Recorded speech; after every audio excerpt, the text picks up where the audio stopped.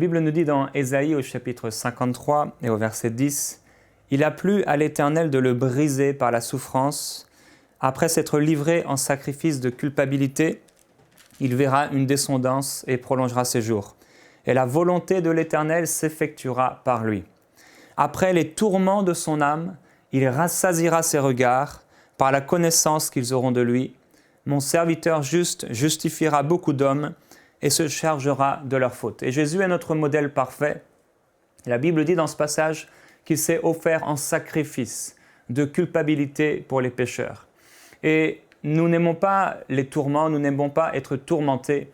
Et Christ a choisi le chemin des tourments. Christ a choisi le chemin de la souffrance. Et en tant que chrétien, en tant qu'enfant de Dieu, il y a un chemin que Dieu nous propose et c'est un chemin de difficulté, c'est un chemin de persécution, mais c'est aussi un chemin qui nous amène vers la gloire de Dieu. Jésus a désiré une chose, il a désiré accomplir la volonté de Dieu. Et nous avons lu ici que la volonté de l'Éternel s'effectuera par lui. Et c'est parce qu'il s'est offert en sacrifice de culpabilité que la volonté de Dieu a pu s'effectuer par lui. Aujourd'hui, beaucoup de chrétiens ne veulent pas souffrir, ils ne veulent pas être tourmentés, alors ils n'accomplissent pas la volonté de Dieu. Ils savent que pour accomplir la volonté de Dieu, cela leur demandera un prix à payer. Cela leur demandera un sacrifice. Jésus a dit que si nous aimons nos parents, nos enfants, ou toutes les choses de ce monde plus que lui, alors nous ne sommes pas dignes de le suivre. Nous ne sommes pas dignes d'être un serviteur ou une servante de Dieu. Et Jésus, il est écrit, après les tourments de son âme, il rassasiera ses regards. Alors Jésus était tourmenté dans son âme. Jésus était tourmenté et il y avait un tel tourment dans ses pensées qu'il recherchait la face de Dieu.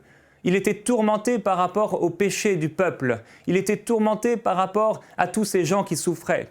Il était tourmenté face à ces lépreux, face à ces pharisiens, face à ces religieux, face à toutes ces difficultés, face à la persécution. Il était tourmenté à cause du fait qu'il accomplissait la volonté du Père dans les cieux. Alors Jésus tourmentait son âme. Il tourmentait son âme comme Lot. La Bible dit que Lot, le juste, il tourmentait son âme de juste à cause des péchés qu'il voyait dans sa ville. Jour et nuit, cet homme tourmentait son âme.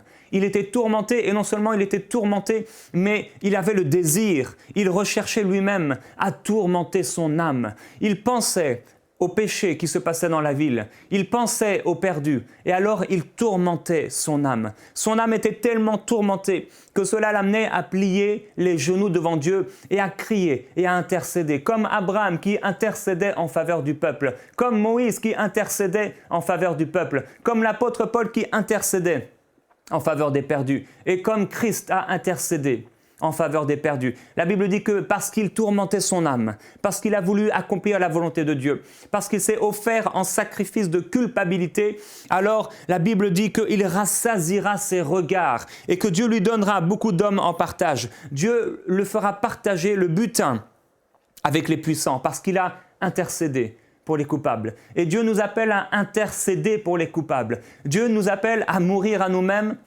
Dieu nous appelle à donner notre vie pour le royaume de Dieu et qui que tu sois, où que tu sois, il y a peut-être des tourments dans ton âme, il y a peut-être des difficultés, mais la Bible nous montre que après les tourments vient la gloire. Jésus a été humilié, il a été méprisé, on a mis son tombeau parmi les riches et quand il est mort, la Bible dit que nul ne s'est soucié de lui.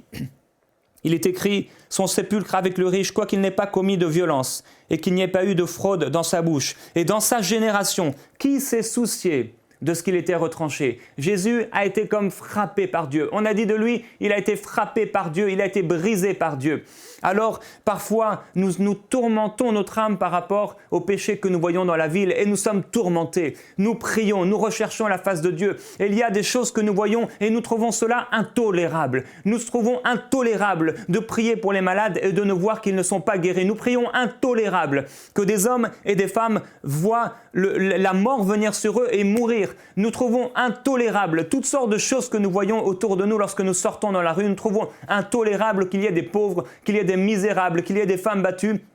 Nous trouvons ça intolérable. Intolérable de voir le diable attaquer les gens, le diable saccager les vies, le diable frapper des familles. Nous trouvons ça intolérable. Alors nous sommes tourmentés dans notre âme et nous recherchons la face de Dieu. Nous prions Dieu, nous crions à Dieu, nous intercédons pour le coupable et nous demandons à Dieu sa puissance. Nous demandons à Dieu d'être un instrument dans ses mains. Nous demandons à Dieu que sa volonté se manifeste à travers nos vies. Et je t'encourage, mon frère, ma sœur, à prier et à tourmenter ton âme de juste à cause des péchés qui se passent dans ta ville, à cause des péchés qui se passent dans ta famille, à cause du mal qui augmente dans ce monde.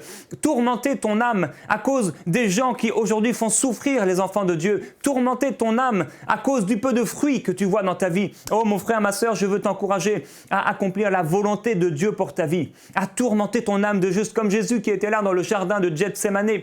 La Bible dit qu'il était tellement tourmenté qu'il s'est jeté la face par terre. Il était tourmenté face au prix à payer. Il s'est jeté tellement le tourment était en lui. Il n'en pouvait plus. Alors il s'est jeté la face contre terre et il a tellement prié, tellement intercédé en faveur des coupables qu'il y a eu des grumeaux de sang qui ont commencé à apparaître. Vous savez, la chair est sortie, le sang est sorti et la puissance de Dieu a commencé à venir sur lui. Il était capable. Il était suffisant. La puissance de Dieu lui a permis de payer le prix jusqu'au bout.